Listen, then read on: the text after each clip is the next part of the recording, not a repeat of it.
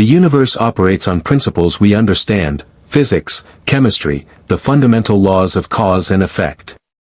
Starfleet has catalogued thousands of species, mapped the edges of the known galaxy, and developed theoretical frameworks for nearly every phenomenon the cosmos can produce.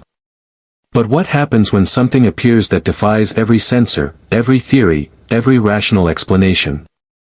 What happens when a being built for war materializes in a universe built for peace?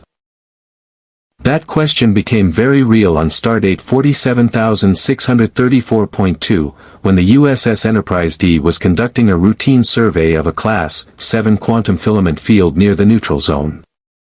Captain Jean-Luc Picard stood at the center of the bridge, hands clasped behind his back, watching the view screen with the quiet satisfaction of a man who had made peace with the infinite. The stars held no terror for him, only invitation. Then every console on the bridge screamed at once. "Captain!" Lieutenant Commander Data's fingers moved across his station with inhuman precision. "I am detecting an anomalous quantum signature forming at the center of the bridge. The energy pattern is consistent with a dimensional rift, but the specific variance is unlike anything in Starfleet's database." Counselor Troy was on her feet before the warning finished. "I'm sensing something: confusion, rage, pain. Whatever's coming through, it's alive." The air above the center of the bridge split open like a wound. Not the clean shimmer of a transporter beam, not the disciplined geometry of a wormhole. This was something raw and angry, a tear in the fabric of space itself, crackling with blue-white energy that smelled, impossibly, of ozone and something metallic underneath. The bridge crew froze for exactly 1 second, which was all the universe needed. He came through face down and hit the deck hard enough to dent the flooring. For a moment, nobody moved. The figure was compact, powerfully built, dressed in clothes that belonged to no culture in Starfleet's database: worn jeans, a white undershirt shredded across the back where something had clearly tried to remove it from him forcibly, a dog tag chain tangled around his neck. His knuckles, pressed against the deck, were bleeding. But even as they watched, the wounds closed. Skin knitting itself back together in real time, the bleeding stopping, the torn edges sealing like a zipper being pulled shut. Worf had his phaser drawn before the man's head came up. The eyes that swept the bridge were brown, calculating, and approximately 300 years older than the face that contained them. They moved from console to console, from face to face, cataloging threats with the efficiency of a combat computer. When they landed on Worf's phaser, they didn't flinch. They narrowed. "I'd put that down," the man said. His voice was low, rough-edged, carrying the particular flatness of someone who had given warnings before and watched them go unheeded. "Last time somebody pointed something at me, they regretted it." 3 blades punched through the skin between the knuckles of his right hand with a sound like 3 knives being drawn simultaneously, a sharp, metallic snick that echoed across the suddenly silent bridge. The claws caught the light, 12 inches each, silver bright, tapering to points that looked capable of parting duranium. Every security officer on the bridge raised their weapon. "Stand down." Picard's voice was quiet but absolute.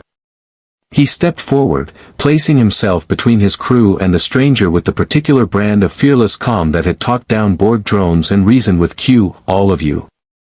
Stand down." Worf lowered his phaser by exactly 2 degrees, enough to signal compliance, not enough to signal comfort. Picard took another step forward. "I am Captain Jean-Luc Picard of the USS Enterprise. You are aboard a Federation starship. You are not a prisoner, and no one here intends you harm." He paused, letting the words settle. "Can you tell me your name?" The claws retracted slowly.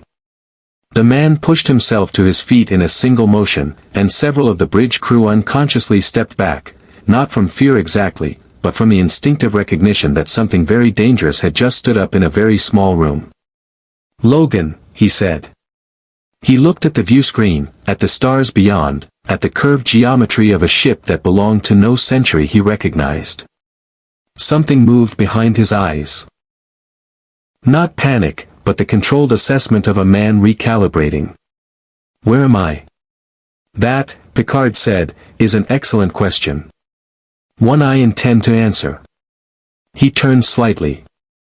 Mr. Data, secure the dimensional readings. Counselor, please escort our guest to. I don't need an escort. Logan's eyes had found the view screen again. The stars were wrong. The constellations were wrong. Everything was wrong in ways that his enhanced senses could feel, but his mind hadn't finished processing yet.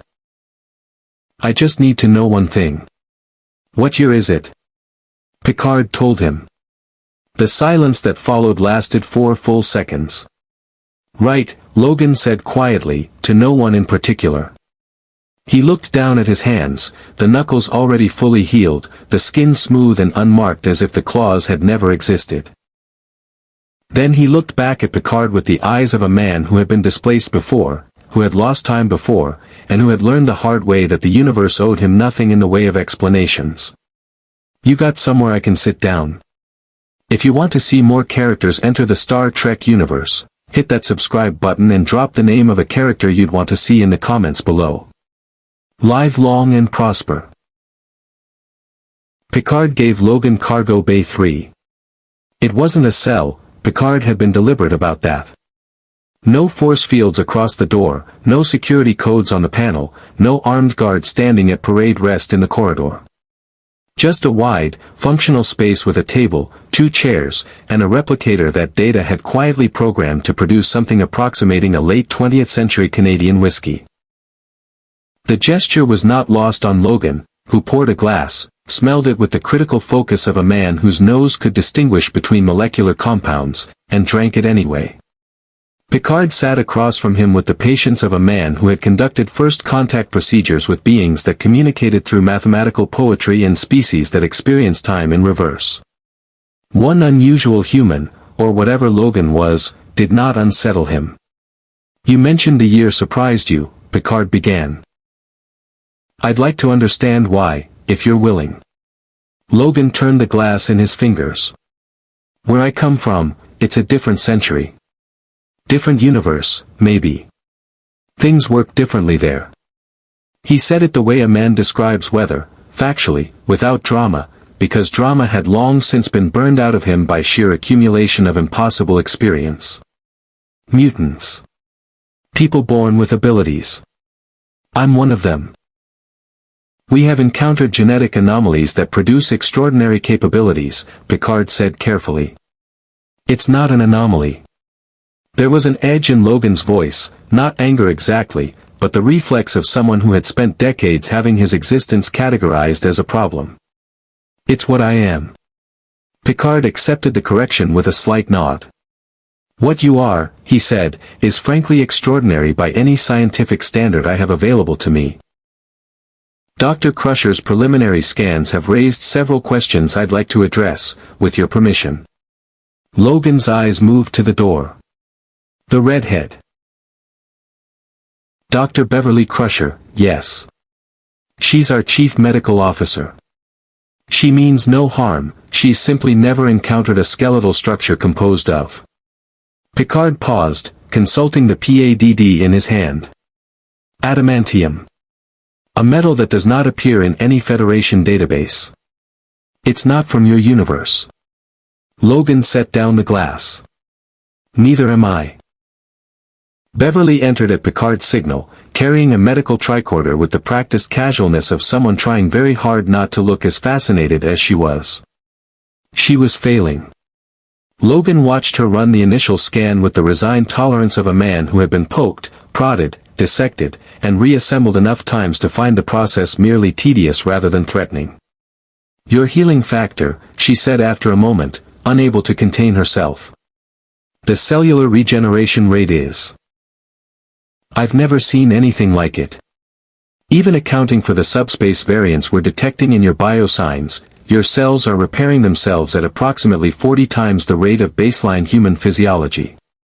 Usually faster, Logan said. Beverly looked up from her tricorder. The subspace variance is suppressing it. Something is. He flexed his right hand, and the claws extended again. Beverly took a half step back despite herself, then recovered with admirable professional composure. Logan studied the blades with a critical eye. They're fine. But the healing is slower than normal. Noticed it when I came through. He retracted them. It'll come back. From the corridor outside, Worf appeared in the doorway with the particular energy of a man who had been standing just outside listening and had decided that continuing to pretend otherwise was beneath his dignity. He filled the frame completely, arms crossed, expression arranged into something that was attempting neutrality and achieving only poorly disguised assessment. Logan looked at him. Worf looked at Logan. Something passed between them that had nothing to do with words. The particular silent communication of two beings who had spent their lives in combat and could recognize the same quality in each other the way musicians recognize pitch. You fought something before you came through, Worf said. It wasn't a question. Logan glanced at the remnants of his shredded shirt. Weapon X, government program. They were running an experiment and something went wrong. A pause. Or right, depending on your perspective. You escaped. I always escape. Worf made a sound that, from a Klingon, constituted significant respect. Picard set down his PADD. Logan, I want to be transparent with you. What happened when you came through that rift was detected across a significant range of space. The quantum signature was considerable. We are not the only ones who will have noticed it. He let that settle for a moment. I would like to discuss how we proceed, together, if you're amenable. Logan leaned back in his chair. The wood creaked under the density of his adamantium-laced skeleton, nearly 40 pounds of metal woven through every bone in his body, a fact that Beverly's tricorder had registered with quiet scientific hysteria. He looked at Picard the way he looked at everyone initially, measuring, calculating, deciding how much of the truth in front of him was actually true. Picard didn't flinch. He simply waited, with the particular quality of patience that came not from passivity but from genuine respect, the belief that the person across the table had something worth hearing. It was, Logan thought, a long time since someone had looked at him that way. All right, Captain, he said. Talk. Beverly Crusher had seen a great many things in her medical career. She had treated Klingon warriors with disruptor burns covering 60% of their bodies. She had performed surgery on a Cardassian officer under enemy fire. She had once stabilized a dying Borg drone and spent 3 sleepless nights wondering if she'd done the right thing. She considered herself, professionally speaking, difficult to rattle. Logan's biology was rattling her considerably. She stood in sickbay surrounded by holographic displays, each one representing a different aspect of his physiology, and every single display was doing something that contradicted something else. His cell regeneration rate was extraordinary but inconsistent, spiking and dropping in patterns that correlated, data had suggested from the doorway with characteristic precision, with fluctuations in the ship's warp field harmonics. The adamantium coating every bone in his body was interfering with standard biobed sensors, producing ghost readings that kept insisting his skeleton simply didn't exist. And the X gene, the specific genetic marker Beverly had isolated after 3 hours of increasingly astonished analysis, was unlike anything in the Federation's vast xenobiological database. It's not a mutation in the pejorative sense, she said to Picard, who stood beside her with his hands behind his back and his expression carefully neutral. It's an evolutionary adaptation. Highly specific, extraordinarily functional. In his universe, this apparently occurs naturally in a subset of the human population. Remarkable, Picard said quietly. Remarkable doesn't begin to cover it. Beverly pulled up the skeletal overlay. The adamantium bonding process he described. They laced his entire skeleton with liquid metal. The pain involved would have been, she stopped. Started again. Most humanoids wouldn't have survived it. His healing factor is the only reason he did. Down the corridor in the observation lounge, the remarkable subject of this analysis was sitting across from Counselor Deanna Troi, who was attempting the delicate professional balance of conducting a psychological evaluation on someone who had almost certainly seen through the purpose of the conversation within the first 30 seconds. "You're trying to figure out if I'm dangerous," Logan said. Troi smiled. She had learned long ago that honesty disarmed people far more effectively than deflection. "I'm trying to understand who you are. There's a difference." "Is there?" He looked out at the stars. The warp field created a particular visual distortion at the edges of the viewports, a subtle elongation of starlight that Logan had been studying since they'd sat down, cataloging it with the unconscious thoroughness of someone who had survived 2 centuries by noticing things others missed.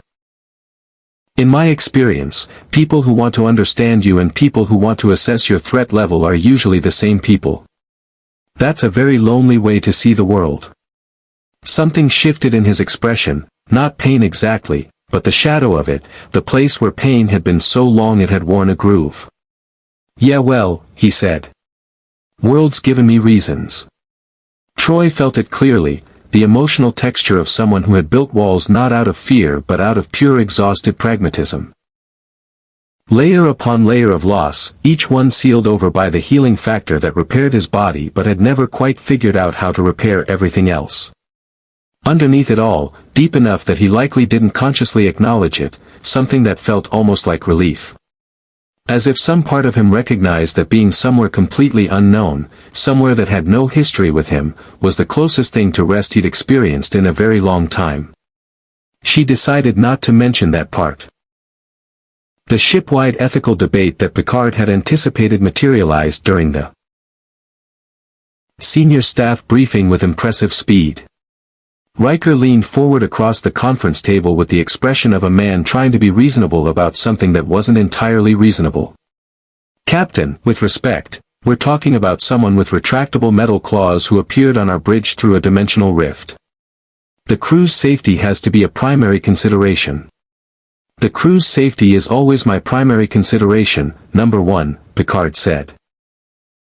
"As is the well-being of every being aboard this ship, including our guest."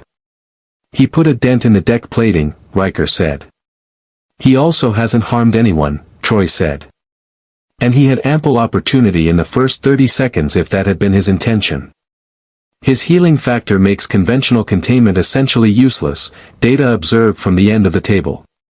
"Stasis would be ineffective given the adamantium's interference with our systems. A force field would require continuous recalibration to account for his unique biosignature. In practical terms, if Logan does not wish to be contained, we cannot contain him." The silence that followed this assessment was the particular quality of silence that falls when everyone in a room realizes simultaneously that a conversation they were having about control has just revealed itself to be entirely theoretical. Worf broke it. "Then we treat him as what he is," he said. "A warrior who has given his word to cooperate. Among my people, that is sufficient." Picard looked around the table. "Mr. Worf's position reflects my own. Logan has been forthcoming, cooperative, and has demonstrated no hostile intent toward this crew." He paused. "We will extend to him the same good faith we would extend to any being aboard this ship." Another pause, shorter. "And I would remind everyone that the man has extremely acute hearing." 3 decks away, in Cargo Bay 3, Logan allowed himself a small, grim smile and poured another whiskey. The Romulan warbird decloaked off the port bow at 0347 hours, ship's time. It appeared the way Romulan ships always appeared, without warning, without courtesy, occupying space it had no invitation to occupy with the particular arrogance of a civilization that had spent centuries perfecting the art of making everyone else feel like the intruder. The Deridex-class vessel was enormous, its distinctive curved hull like a predatory bird frozen mid-strike, green-lit running lights cutting through the dark between stars with cold precision.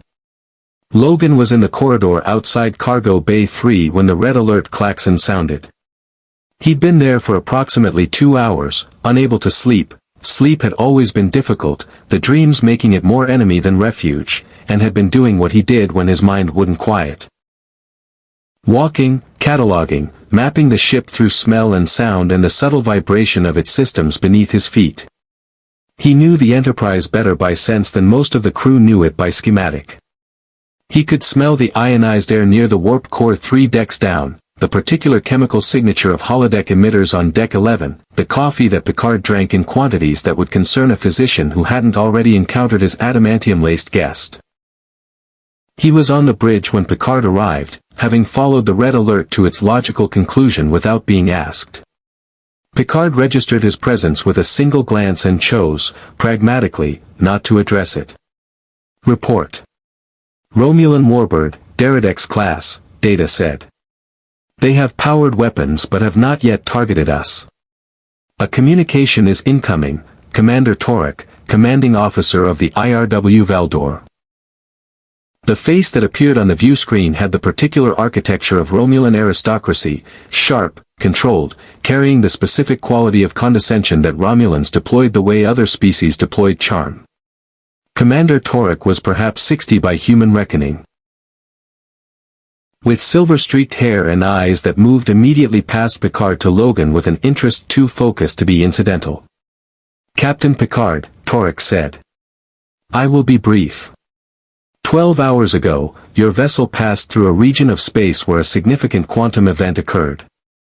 Our long-range sensors detected the event and its aftermath. His eyes returned to Logan. We would like to speak with your guest. Our guest, Picard said, with the measured pleasantness of a man who has decided to be polite about something he finds deeply irritating, is under Federation protection. Any request for an audience would need to go through proper diplomatic channels. This is not a diplomatic matter, Captain. It is a scientific one. Torek's expression arranged itself into something approximating reasonableness, which on a Romulan face looked faintly like a predator deciding which approach angle to use. The quantum signature we detected suggests this individual carries biological and structural properties of considerable scientific interest. We wish only to study them. Logan, who had been standing slightly behind and to the left of Picard's chair with his arms crossed and his eyes fixed on the view screen, spoke before anyone could stop him. You want to take me apart and see how I work? A beat of silence. Torek's eyes moved to him with sharp focus. Crudely stated. But not entirely inaccurate. I've been taken apart before, Logan said. His voice carried no particular heat, just the flat, biographical quality of someone reciting fact. By people with a lot more resources than you. Didn't work out for them. He tilted his head slightly. I'd think carefully about your next move. The silence on the bridge had the specific texture of everyone present holding very still. Torek studied Logan for a long moment with the evaluative intensity of a man running calculations. Then, with the smooth gear shift of a practiced intelligence operative abandoning one approach for another. He smiled. We will be in contact, Captain Picard. I trust you'll give our request appropriate consideration. The view screen went dark. The warbird didn't cloak, it held position, a pointed reminder of its presence. Picard turned to Logan with an expression that was not quite exasperation and not quite admiration but occupied an interesting position between them. I appreciate the directness, he said. However, in future, Federation diplomatic protocols would suggest. He wasn't going to respond to diplomatic protocols, Logan said. He was measuring them.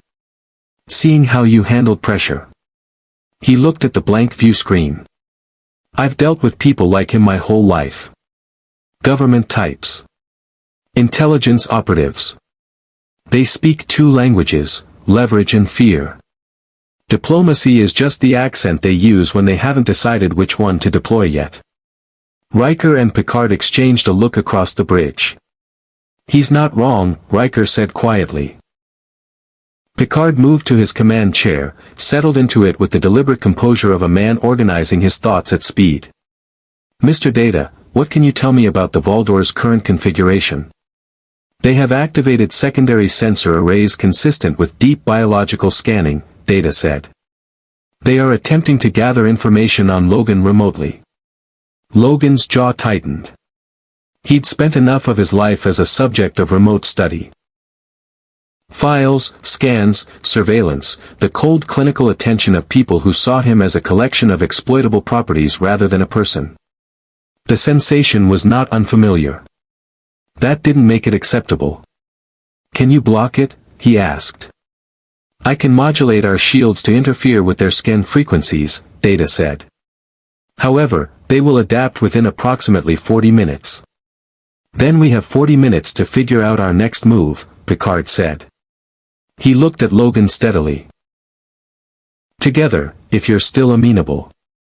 Logan pulled out the chair at the secondary console beside Data's station and sat down. It was, in its way, an answer. The Tal Shiar didn't announce themselves. That was rather the point. They came in a scout vessel, small, fast, running a cloaking signature so refined it barely registered on the Enterprise's sensors as anything more than a gravitational whisper. Data caught it only because he had recalibrated the lateral sensor array specifically to look for the quantum variance associated with advanced cloaking technology, a precaution he had implemented 43 minutes after the Valdor's appearance and 17 minutes before anyone thought to ask him to. The scout vessel had detached from the Warbird's port side during the communication window, using the larger ship's energy signature as cover. A maneuver that was textbook Tal Shiar operational doctrine and spoke to a plan that had been in place before Torek ever opened the channel. They were never interested in diplomacy, Riker said, studying the sensor overlay on his armrest display with the expression of a man who was annoyed at being predictable to his enemies. The whole conversation was a distraction. Standard Tal Shiar methodology, Worf confirmed from tactical, his voice carrying the particular displeasure of a Klingon who respected directness and found subterfuge personally offensive. Draw attention to the obvious threat while the real operation proceeds undetected. Logan was listening from the secondary console where he'd spent the last hour watching Data work with the focused attention of someone who learned by observation. He understood perhaps 30% of what Data was doing technically. He understood 100% of what the Romulans were doing strategically. "They're going to try to beam me out," he said. Data looked up. "That is a logical conclusion. However, our shields are currently. Shields can be worked around if you know what you're doing and you've had enough time to study the target's biosignature." Logan stood. Which they've had. Their scans weren't just passive collection. They were targeting locks. Picard was already moving. Red alert. Worf, reinforce the shields with a rotating frequency modulation. Data, can you? The transporter effect that materialized in the center of the bridge was not the clean Starfleet shimmer of gold and white. It was harder, colder, the Romulan transporter's characteristic blue-green cascade resolving into four figures in dark operational suits. Not military uniforms but the unmarked, deniable clothing of intelligence field operatives. They moved with the coordinated precision of a team that had rehearsed this extraction under controlled conditions. They had not rehearsed it with Logan. The first operative reached for him with a neural disruptor already raised. Logan's hand came up and caught the operative's wrist with a grip that stopped the motion completely. Not with effort, but with the casual, absolute authority of someone whose strength existed in a different category than the person they were stopping. The disruptor discharged harmlessly into the ceiling. The second operative fired from the left, the neural pulse hit Logan in the shoulder and he staggered one step, shook it off in approximately 2 seconds, and looked at the operative with an expression that suggested he found the attempt more insulting than threatening. Neural disruptors are ineffective against his physiology, Data observed from his station, with the detached informational quality of someone providing commentary on a sporting event. His nervous system regenerates the disrupted pathways faster than the weapon can sustain the interference. The third and fourth operatives had moved toward the turbolift, which told Logan they weren't just here for him, they were here to secure an escape route and potentially take hostages. He was across the bridge before the thought finished forming, moving with a speed that wasn't superhuman but was the product of 2 centuries of combat efficiency, every motion stripped of everything. Unnecessary, no wasted energy, no telegraphed intent. He put himself between the operatives and the turbolift with his claws extended, 12 inches of adamantium catching the bridge lighting. "Last chance," he said. The operative closest to him made the professional assessment that Logan was accustomed to people making. The calculation that the claws were the threat, that the claws could be dealt with, that the man attached to them was a problem to be managed through superior numbers and technology. It was an assessment that people had been making about him since 1912 and it had never once been correct. Worf stunned 2 operatives from tactical with precisely aimed phaser bursts. Logan disarmed the third with a motion that was technically non-lethal but suggested he was exercising considerable restraint in keeping it that way. The fourth, reading the room with belated accuracy, raised both hands. The entire engagement had lasted 11 seconds. Picard surveyed the 4 unconscious and disarmed Tal Shiar operatives on his bridge floor with the expression of a man composing a very pointed diplomatic communiqué in his head. Then he looked at Logan, who was retracting his claws with the unhurried calm of someone putting away tools after a completed job. "Are you injured?" Picard asked. Logan rolled his shoulder where the neural disruptor had hit. "Already healed?" "No." "Good." Picard clasped his hands behind his back. "Mr. Worf, have security escort our guests to the brig. And open a channel to the Valdor." He paused. "Commander Torek and I need to have a considerably more direct conversation." Logan watched the operatives being dragged off his bridge. He had started, somewhere in the last several hours, to think of it as his bridge, which was either a sign of comfort or habit, and felt the particular exhaustion that came not from physical effort but from the specific weariness of being, perpetually and across every universe, a thing that powerful people wanted to own. Worf appeared beside him. "You fought well," the Klingon said. The words were simple. From Worf, they were considerable. Logan looked at him sideways. "You're not bad yourself." Picard's conversation with Commander Torek lasted 22 minutes and ended with the Valdor withdrawing to a distance of 3 light-years, close enough to maintain presence, far enough to constitute a tactical concession. It was not a victory exactly. It was the diplomatic equivalent of a chess player taking their hand off a piece they'd decided not to move, acknowledging without acknowledgement that the gambit had failed. Torek's face during the conversation had been a masterwork of controlled Romulan expressiveness, revealing nothing while communicating everything, including the specific quality of recalculation that meant that Tal Shiar would not abandon their interest in Logan, only reposition it. Picard ended the channel and sat very still for approximately 4 seconds, which was his version of visible frustration. The Klingon battle cruiser IKS Rotaran dropped out of warp 40 minutes later. It announced itself the way Klingon vessels always announce themselves, loudly, directly, and with zero interest in whether the announcement was convenient for anyone. The communication that followed was from Captain Koloth, a veteran warrior of the Order of the Batleth whose service record data pulled up with quiet efficiency. 30 years of distinguished combat, 7 honorable victories in personal challenge, a reputation for blunt assessment that even other Klingon found occasionally excessive. Picard, Koloth said, dispensing with titles the way Klingon dispensed with most social formalities they found inefficient. "We detected the quantum event. We detected the Romulan response." His eyes found Logan on the bridge with the same directness Torek's had, but carrying an entirely different quality. "Not calculation but recognition. We wish to speak with the warrior." Logan, who had been leaning against the rail behind the command area with his arms crossed and his expression arranged into the particular neutrality he deployed when he was paying close attention, straightened slightly. "Warrior," he said, quietly enough that only Picard and Troy caught it, tasting the word, its unfamiliar weight in this context.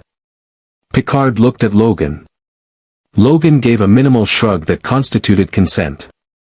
"Captain Koloth," Picard said, "I will arrange for our guest to speak with you.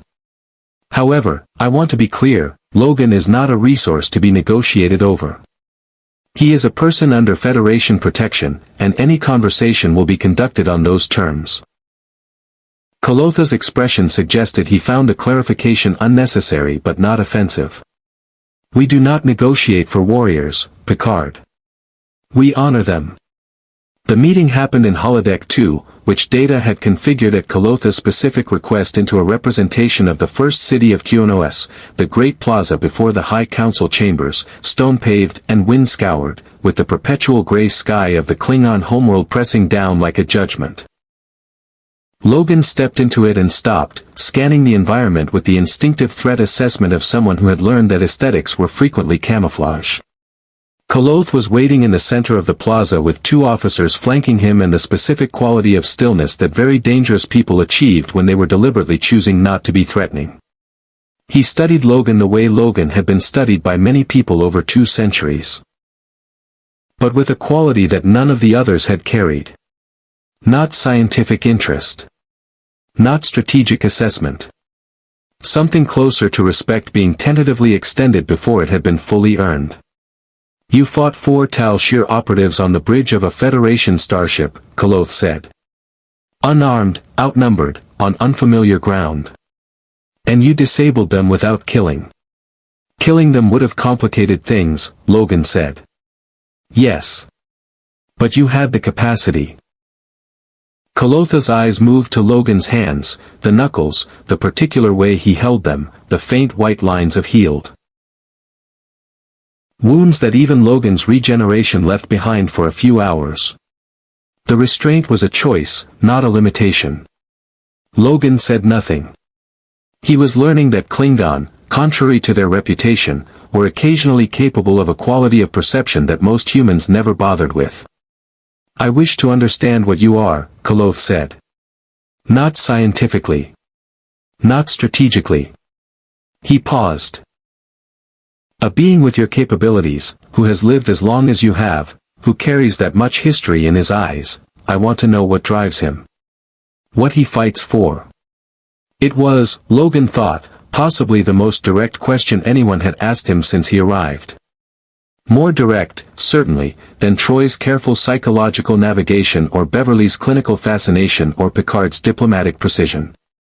Koloth wasn't interested in managing him. He was interested in knowing him, which was a different thing entirely. I fight for the people next to me, Logan said finally. That's it. That's always been it. Koloth was quiet for a moment. Then he moved, not aggressively, but with deliberate ceremonial intent, and drew the mek'leth at his hip. Logan's claws were out before conscious thought completed the instruction, a reflex so deeply grooved it existed below decision-making entirely. He caught himself, held position, read Kolotha's body language and found no attack in it. Koloth reversed the blade and held it horizontal between them, the Klingon gesture of recognition between equals. You fight without glory-seeking, he said. Without ideology. For the person beside you. Something moved in his expression, not quite sadness but adjacent to it. That is the purest form of honor there is. Most warriors never find it. Logan looked at the offered blade for a long moment. Then he retracted his claws and placed his fist over his chest. Not the Klingon salute exactly, but a gesture close enough in spirit that Koloth accepted it with a slow nod. Behind the holodeck's observation panel, Troy turned to Picard. He just made a Klingon captain respect him in under 10 minutes. Picard watched Logan and Koloth begin to talk, really talk, the conversation dropping into a register that was quieter and more genuine than anything that had happened in a diplomatic briefing room. Somehow, he said, I'm not entirely surprised. The Borg cube appeared on long-range sensors at 1,623 hours, and the bridge went quiet in the specific way that starship bridges went quiet when the thing on the sensors was a Borg cube, not the silence of surprise but the silence of a particular, collective dread that the Federation had been accumulating since Wolf 359.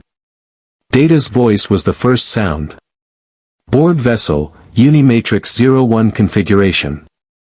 Distance, 4.7 light-years. Current heading will bring them within intercept range in approximately 90 minutes at their present velocity. A pause that on anyone else would have been hesitation. They are on a direct course for our position.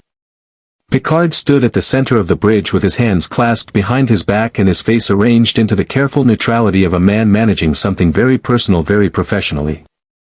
His history with the Borg was not abstract. It lived in him the way scar tissue lived in Logan, invisible from the outside, absolutely present from the inside. He was Locutus of Borg for exactly 6 days.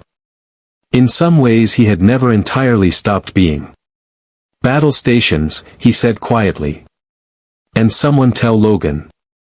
Logan was already on the bridge. He'd felt the shift in the ship's atmosphere before the alert sounded.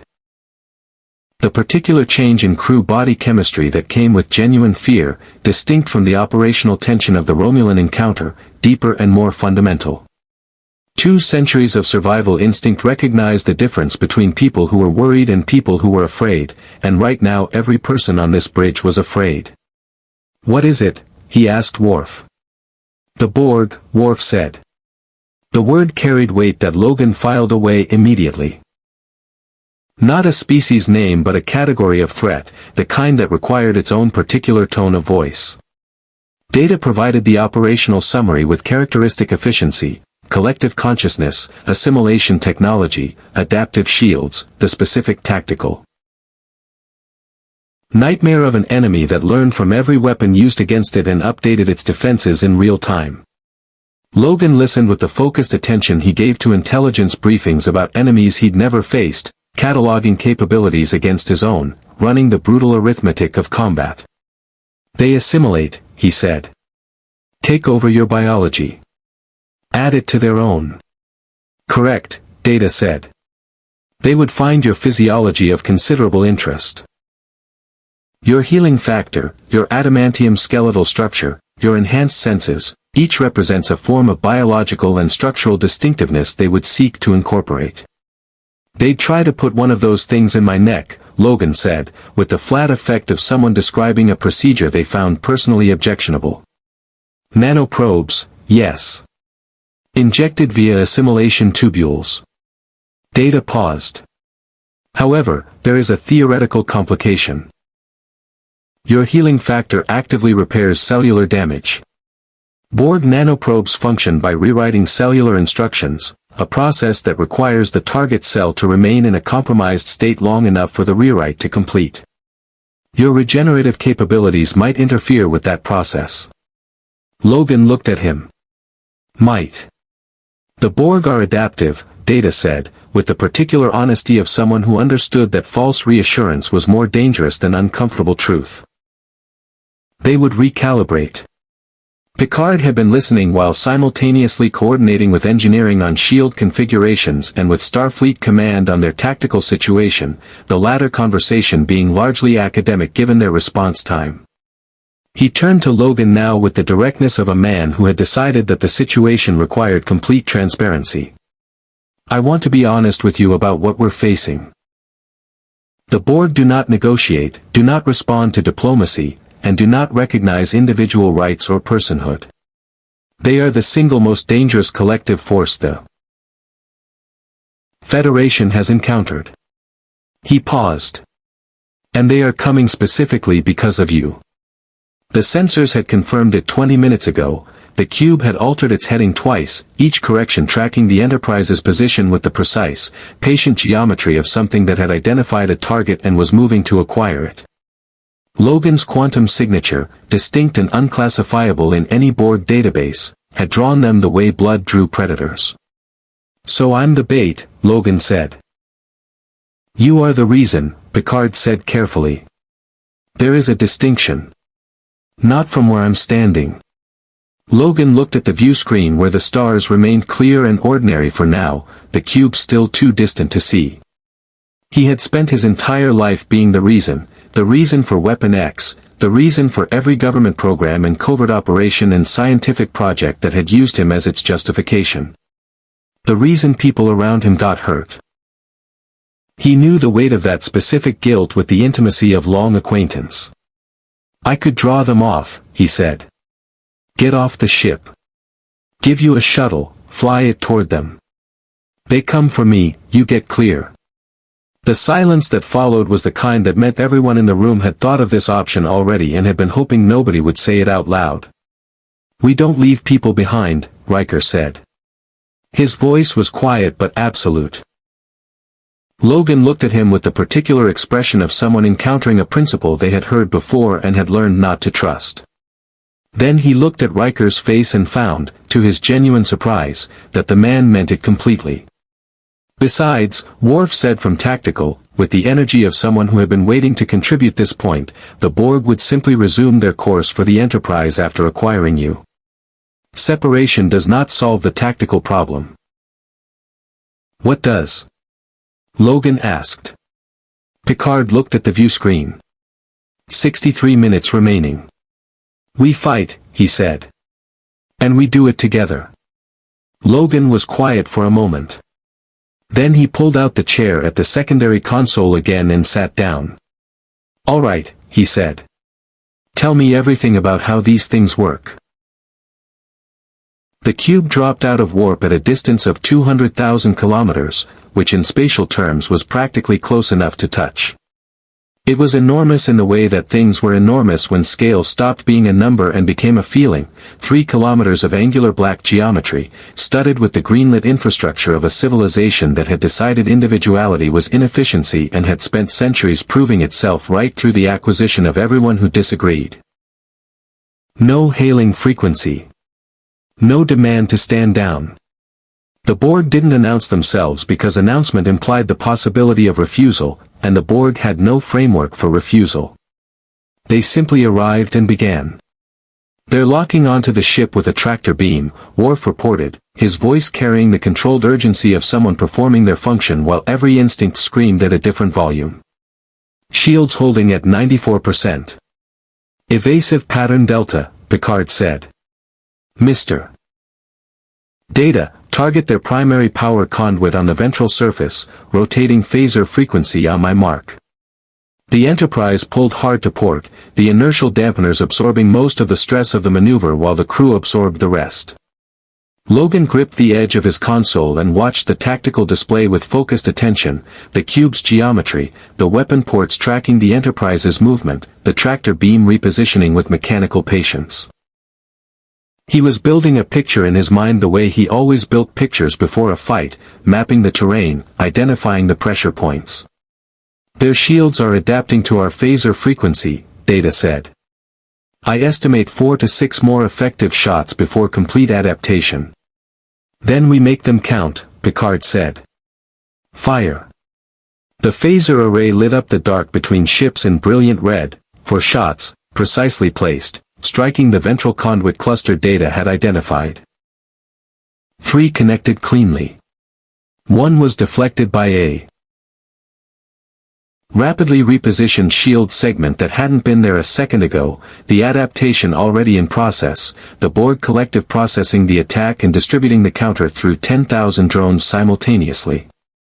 The cube returned fire with a cutting beam that sheared through the Enterprise's port nacelle housing and sent an explosion of EPS conduit feedback through half the ship's systems. Emergency lighting dropped sections of 3 decks into red-tinged darkness. Beverly's voice came over the comm from sickbay with the calm efficiency of someone triaging under fire, casualties, mostly burns and impact injuries, nothing immediately fatal. Logan was at the turbolift before the shockwave finished traveling through the deck plating. "Where are you going?" Riker called after him. "Transporter room," Logan said. The doors closed. The silence on the bridge lasted approximately 2 seconds before Picard said, very quietly, "Data, what is he planning?" Data's fingers moved. "Based on his current trajectory and the tactical situation, I believe he intends to board the cube." Another silence, different in quality from the first. "Can we transport him there?" Picard asked. "The Borg's shields are partially disrupted from our phaser strike. There is a window of approximately 40 seconds before they fully regenerate." Data looked up. "It is closing." Picard made the decision the way he made all decisions under fire. Completely, without the luxury of certainty. "Get him there." The Borg cube's interior was everything the tactical briefing had prepared Logan for and nothing that preparation could actually convey. It was vast and dark and humming with the collective processing of thousands of minds moving in perfect coordination, green bioluminescent conduits running through walls that were simultaneously architectural and biological, the boundary between technology and organism long since dissolved into something that was purely and disturbingly both. The air smelled of ozone and something organic underneath, the particular smell of living things being systematically converted into something that wasn't. Drones moved through the corridors with the unhurried certainty of things that had never needed to hurry, their cybernetic components whirring with quiet efficiency, their faces carrying the specific horror of human features emptied of the person who had lived behind them. Logan had faced a great many things in 2 centuries that had tried to reduce him to a function. He recognized the work. They came for him immediately, for drones converging from 2 directions with the coordinated geometry of a collective that processed tactical situations across thousands of simultaneous nodes. The first drone's assimilation tubules extended from its right hand, reaching for Logan's neck with the clinical patience of a process that had never failed. Logan's claws went through the drone's tubule housing and the drone went down. The second reached him from the left and the tubules made contact. He felt them, the sharp cold intrusion of nanoprobes entering his bloodstream, and then felt something else entirely. His healing factor recognized the intrusion the way it recognized every intrusion, as cellular damage requiring immediate repair. The nanoprobes began their rewrite protocol. His cells began repairing themselves. The nanoprobes recalibrated. His cells repaired faster. The nanoprobes recalibrated again. His healing factor accelerated in response to the escalating assault, pouring resources into the biological arms race with the single-minded efficiency of a system that had been winning this particular war since before the Borg had assimilated their first species. He went down on one knee. It was working, he could feel it working. But the effort was enormous, his healing factor burning through energy reserves at a rate that was producing a bone-deep exhaustion unlike anything he'd felt since the adamantium bonding process. His vision grayed at the edges. He got back up. The Borg collective, processing his resistance across the entire cube simultaneously, did something it almost never did. It hesitated. Not from uncertainty, the Borg didn't experience uncertainty, but from the pure computational necessity of recalculating an assimilation scenario that wasn't resolving according to any model in its database. Logan used the hesitation.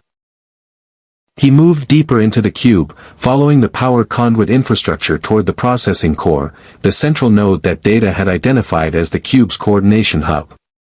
Not to destroy it. To deliver a message. He put his claws through the primary interface panel and let his own bioelectric signature, scrambled, unclassifiable, saturated with the quantum variance from his dimensional arrival, flood directly into the collective's local processing matrix. The cube shuddered. The shudder moved through the cube's superstructure like a tremor through bedrock, deep, foundational, the kind of vibration that spoke not to surface damage but to something compromised at the level of basic function. On the Enterprise's sensors, Data watched the cube's power readings fluctuate with the focused attention of someone observing a phenomenon that had no precedent in Starfleet's database. The cube's internal systems are experiencing cascading processing failures, he reported, his voice carrying the particular quality of scientific astonishment that he expressed through increased precision rather than increased volume. The source appears to be a bioelectric feedback loop originating from Logan's quantum signature. The collective is attempting to isolate and purge the interference, but his signature's dimensional variance is resisting classification. A pause. They cannot assimilate what they cannot categorize. Picard stood at the center of the bridge and felt the particular weight of a moment that was simultaneously promising and catastrophic, because the same quality that was protecting Logan, his fundamental incompatibility with this universe's classifications, was also what was going to make extracting him from inside a compromised Borg cube extraordinarily complicated. "Can we get a transporter lock?" he asked. Intermittently, Data said. The cube's structural fluctuations are creating interference patterns that break the lock every 11 to 15 seconds. I can attempt transport during the windows, but the margin for error is. Do it, Picard said. Inside the cube, Logan was having the specific experience of being inside something vast and collective that was paying him its complete, undivided attention. The drones had stopped their individual approaches. The hesitation of the previous minute had resolved into a new tactical posture, the collective redirecting its resources from assimilation attempts to containment. They were forming a perimeter around him, not closing it, simply establishing it, the Borg version of strategic patience, waiting for their recalibration to complete before resuming the acquisition process. He could feel the nanoprobe still working in his system, or trying to. His healing factor had reached a kind of equilibrium with them, neither winning cleanly, both burning enormous energy maintaining the stalemate. The bone-deep exhaustion had settled into something he recognized from the adamantium bonding process, the specific register of his body doing something it wasn't designed to sustain indefinitely. He could hold it. He didn't know for how long. The collective spoke to him. It didn't speak the way individuals spoke. Not through air and vocal cords but through the cube's own systems, the processing matrix he disrupted now turned toward communication rather than assimilation, his bioelectric feedback loop repurposed as a channel. The voice, when it came, was thousands of voices layered into a single register that was simultaneously everywhere and nowhere. Your biological distinctiveness is unlike any we have encountered.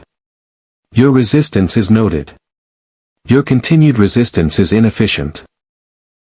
Logan looked at the drones surrounding him, their human faces, their emptied eyes, the particular tragedy of people who had been taken and hadn't been able to do what he was doing right now, which was simply refuse. Everything I do is inefficient, he said. I've been told that my whole life. You will be assimilated. Resistance is futile. He said it with them, flat and unimpressed. Yeah. I've heard that speech. His claws were still extended, gleaming in the green-lit dark, the adamantium untouched by everything the cube had thrown at it. Here's the thing about me. I've had my mind taken before. My memories. My identity. People have tried to make me into a weapon, a drone, a project. Every single time, something survived. Something they couldn't reach. He looked at the nearest drone, young, by the bone structure under the cybernetics, couldn't have been more than 20 when they were taken. He made himself look. I don't know what that is, exactly. Stubbornness, maybe. But it's mine, and nobody gets it. The collective was quiet for exactly 3 seconds, which in Borg processing time represented an enormous expenditure of computational resources on a single problem. Then the cube shook again. Differently this time, not from Logan's interference but from external impact. The Enterprise had resumed firing, Data having identified a structural weakness in the cube's secondary hull that the processing failures had exposed, phaser strikes landing with surgical precision on a target that was too occupied with its internal crisis to fully adapt. The cutting beam that answered was slower than before, less coordinated, the collective's tactical processing fragmented by the ongoing bioelectric disruption. Logan felt the transporter beam take hold of him. The Enterprise's signature, Data had explained it to him before he'd left, the specific feeling of molecular disassembly and reassembly that was, frankly, something Logan had strong feelings about given that his healing factor responded to it the way it responded to every form of cellular disruption. He had exactly enough time to register that the lock felt unstable before the cube's fluctuating shields broke the signal. He rematerialized inside the cube, for meters from where he'd been standing, with half his molecules in the wrong arrangement for approximately 0.3 seconds before his healing factor corrected the error in ways that Beverly would later describe, with visible distress, as medically impossible. The second transport attempt caught him cleanly. He arrived on the Enterprise transporter pad on his hands and knees, the exhaustion finally finding its full expression now that the immediate crisis had passed, his healing factor still burning through the last of the nanoprobe resistance, his body running an internal audit of everything it had spent in the last 40 minutes and presenting him with the bill all at once. Picard was in the transporter room. Logan looked up at him from the pad with the eyes of someone who had spent everything they had and was taking a moment to verify that it had been worth it. "The cube," he managed. "Retreating," Picard said. He crouched down to Logan's level, which was not something captains typically did and which Logan registered with the particular attention he gave to unexpected gestures.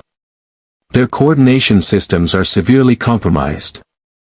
They'll need considerable time to repair the damage before they're tactically viable. He paused. "What you did in there?" "Don't," Logan said. "Not unkindly." Just with the finality of someone who had learned that the space between the action and the debrief was the only quiet they were going to get, and they needed it. Picard nodded. He sat down on the transporter pad beside Logan and said nothing, which was exactly right. 3 days passed. They were, by any measure Logan had available, the strangest 3 days of a life that had accumulated more than its share of strange days. His healing factor came back fully on the second day, the subspace variance that had been suppressing it gradually resolving as his biology adapted to the Enterprise's warp field harmonics with the quiet stubbornness that characterized everything his body did. Beverly documented the recovery with the meticulous enthusiasm of someone writing the most significant xenobiological paper in Federation history, a paper she would spend considerable time afterward debating whether to actually publish, given that its subject was from another universe and its implications for Federation science were, in her words, staggering. Worf challenged him to a holodeck combat session on the morning of the second day. Logan accepted. They spent 2 hours in a program configured as a Klingon training ground, working through forms and techniques from 2 entirely different combat traditions, finding in the process a kind of wordless mutual education that neither of them could have achieved through conversation. Worf was faster than he looked and technically more sophisticated than his directness suggested.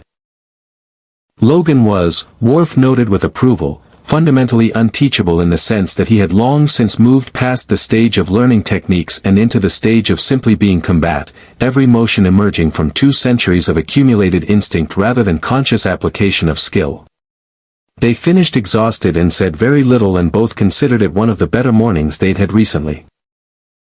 Data spent considerable time with Logan on the third day, attempting to calculate the quantum variance parameters that had produced the dimensional rift and whether they could be reproduced in reverse, essentially, whether Logan could go home. The conversation had the particular quality of 2 people being very honest with each other about mathematics that neither of them wanted to be honest about. The probability of recreating the exact quantum signature, Data said, is not 0. Logan waited. It is, however, extremely small, Data continued. The original rift was produced by a specific combination of factors. The Weapon X experiment's energy output, the pre-existing quantum instability in that region of your universe, and a precise dimensional resonance frequency that we have no reliable way of generating from this end. He paused. I will continue working on the problem. But I want to be accurate with you about the timeline. How long? Logan asked. Years, Data said. Possibly longer. Logan absorbed this the way he absorbed most things. Not with visible distress but with the deep internal stillness of someone moving a very large weight from one place to another inside themselves, finding a place to put it that would hold. He had lost time before. He had lost everything before, more than once, and had found that the inventory of what remained was always longer than the inventory of what was gone, if you were honest about the counting. He went to the observation lounge that evening and sat in the dark with the stars moving past at warp and thought about Charles Xavier, who had believed in him when belief had required considerable stubbornness. He thought about the X-Men, who were probably doing exactly what they always did in his absence, managing without him and pretending it was fine. He thought about Jean, which he tried not to do because it didn't lead anywhere useful, and then he thought about it anyway because some things demanded their due regardless of usefulness. Picard found him there an hour later. The captain sat down across from him with 2 cups of tea, Earl Grey, the real kind that the replicator did a reasonable approximation of, and set one in front of Logan without asking whether he wanted it. Logan picked it up. It wasn't whiskey, but it was warm and it was offered without condition, which covered the important qualities. "I've been in contact with Starfleet Command," Picard said. "They've been made aware of your situation. There are people in the Admiralty who would very much like to study you, contain you, or recruit you, depending on which admiral you ask." "Of course there are," Logan said. "I told them," Picard continued, with the particular quiet precision of someone reporting a decision already made, "that you were under my personal protection and that any attempt to circumvent that would need to go through me directly." Logan looked at him. "You did that without asking me." "I did," Picard agreed. "I apologize for the presumption. I should have consulted you first." He paused. "However, the Admiralty moves quickly when they believe they have an opportunity, and I wanted the position established before the conversation became complicated."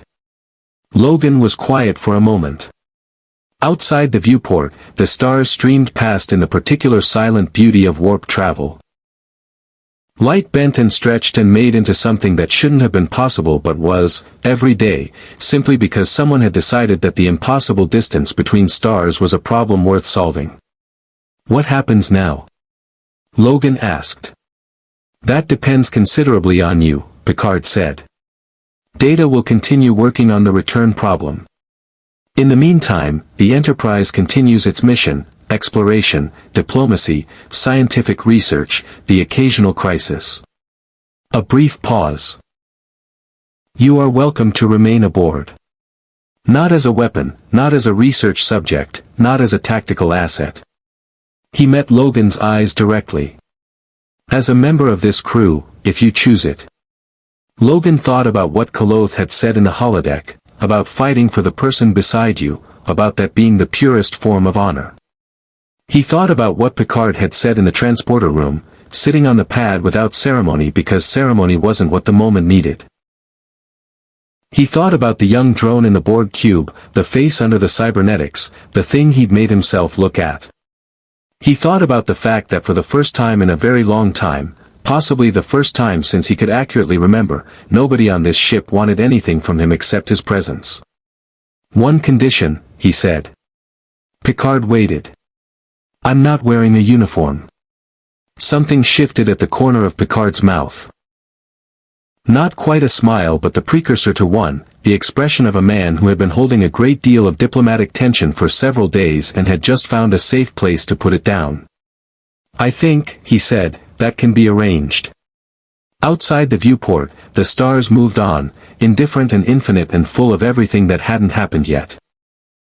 In a universe governed by logic and law, by principles of exploration and peaceful coexistence, by the belief that intelligence was defined not by what you could destroy but by what you chose to build, a man with adamantium bones and 2 centuries of war behind his eyes settled into a chair aboard a starship and watched the dark between stars with something that wasn't quite peace but was, perhaps, its outermost edge. It was, all things considered, a start. Conclusion. The Federation had always believed that the universe's greatest diversity lay in the infinite variations of life, in the strange and wonderful and terrifying forms that consciousness could take across 1 billion worlds. Logan hadn't been what anyone expected. He wasn't a diplomat, wasn't an explorer in any conventional sense, wasn't built for the careful collaborative enterprise that Starfleet represented. He was something older and harder. A product of a world that had decided people like him were problems to be solved rather than lives to be lived. But the Enterprise had seen something else. Picard had seen a man capable of extraordinary restraint in circumstances that would have justified extraordinary violence. Worf had seen a warrior who fought for the person beside him without glory-seeking or ideology. Data had seen a biological system of such elegant complexity that it would occupy his curiosity for years. Troy had sensed, beneath all the accumulated weight of 2 centuries, something that was still reaching toward connection with the stubborn persistence of a thing that had survived everything the universe had thrown at it.